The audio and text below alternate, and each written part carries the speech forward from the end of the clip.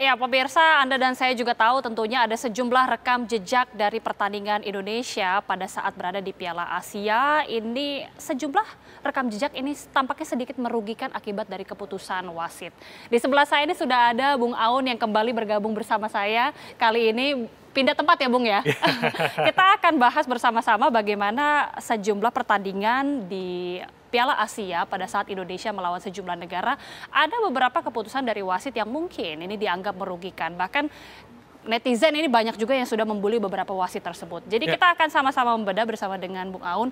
Ini pertama ya, pada saat pertandingan pembuka ini. Piala Asia U23 2024 di mana pada saat Qatar versus Indonesia dengan wasit yang bernama Nasrullah Kabirov. Nah ini bagaimana Bung kalau melihat pertandingan pada saat Qatar Indonesia ini? Ya ini kan laganya cukup sulit sebenarnya untuk Indonesia. Permainan berkembang tapi kemudian ada dua setidaknya keputusan wasit yang dirasa tidak fair ya? Ya tidak fair, membingungkan, salah satunya soal kartu merah dan juga ada beberapa pelanggaran yang rasanya harusnya dijadikan advantage untuk Indonesia tapi kemudian tidak di-call oleh wasit. Ini yang kemudian juga dianggap jadi salah satu penyebab utama kenapa Indonesia kemudian kalah di partai pembuka. Ya, saya rasa juga ada beberapa call yang juga mungkin memang merugikan, ya termasuk ini bisa kita lihat.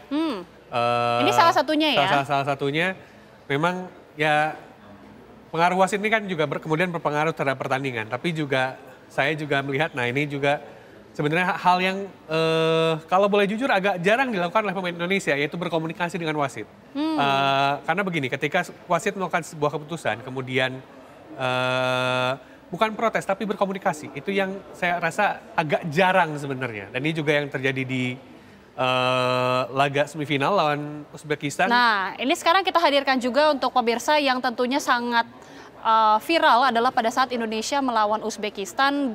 Kita kalah pemirsa 0-2 dengan wasit Shen Yinhao. Kalau ini kan sudah jelas-jelas ya Bung ya. Sampai ada protes viralnya, ini salah satunya kontroversi kami hadirkan membatalkan pelanggaran untuk Witan, kemudian gol Ferrari yang di menit ke-61 ini dianulir juga, bahkan juga ada diberikan kartu merah ya untuk Rizky Ridho pada saat itu.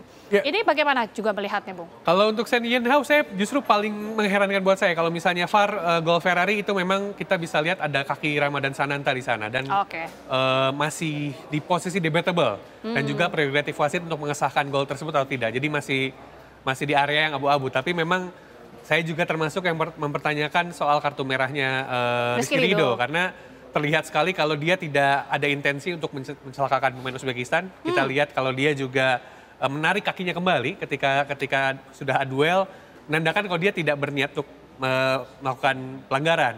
Yang harusnya saya rasa itu juga jadi bahan untuk keputusan dari wasit, tapi kemudian kan akhirnya tetap di-call sebagai kartu merah.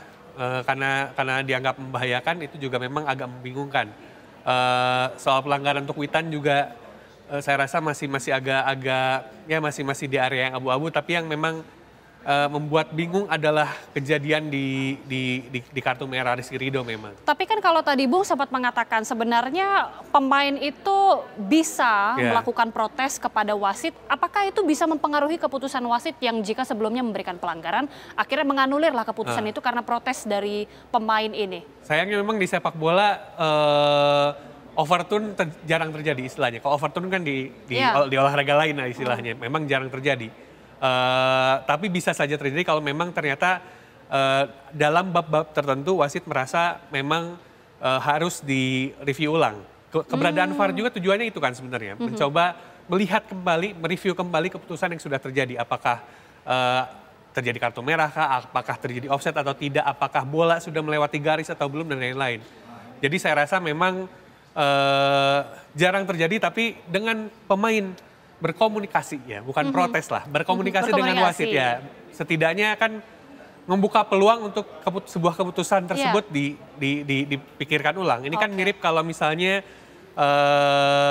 jaksa pembela untuk berbicara dengan hakim gitu kan. Jadi apakah keputusannya bisa disesuaikan gitu. Nah ini kita sambil hadirkan profil dari wasit Sivakorn Pudom yang informasinya ini akan bertugas juga untuk di Olimpiade, tapi masih simpang siur ya sepertinya ya. Ada yang bilang mengatakan sudah fix menjadi wasit VAR, tapi kita masih belum mendengar keputusan langsung dari FIFA. Ini adalah profilnya pemirsa, wasit VAR RI versus Irak juga pada saat itu bertugas. Negara dari Thailand, usia 36 tahun, pernah juga menjadi wasit Liga Super Cina, wasit Piala Asia 2023, dan juga wasit Piala Asia U23 2024. Kalau yang satu ini kan Bung, sepertinya memang sudah beberapa kali ya punya historis tanda kutip bersama dengan timnas Indonesia. Tapi yang menjadi pertanyaan, apa sih sebenarnya pertimbangan wasit ini dipilih lagi menjadi wasit VAR? Ini yang mengatur kan FIFA juga. Betul. Ya. Pertimbangannya tapi sebenarnya seperti apa? Ya bisa jadi memang, karena kan harus diakui kalau VAR ini teknologi masih tergolong baru lah dalam berbagai aspek itu. Dan tidak betul, masalahnya di Asia belum banyak wasit yang memang capable. Bisa jadi memang akhirnya wasit Sivakon ini dipilih karena salah satu yang punya kapabilitas tersebut. Walaupun juga memang akhirnya kan ketika bukan cuma wasit yang bertugas di lapangan, tapi wasit VAR juga dicek kan apakah wasit tersebut berasal dari tim ataupun negara yang secara historis dan juga secara data punya keterkaitan dengan tim yang bertanding. Misal, let's say Inggris dan juga Italia bertanding, tidak mungkin kan wasitnya dari Jerman gitu, karena bisa jadi membebani salah satu tim yang bertanding. Begitu pula dengan, saya rasa dengan ketika Indonesia bertanding karena dengan histori yang cukup banyak dengan Thailand.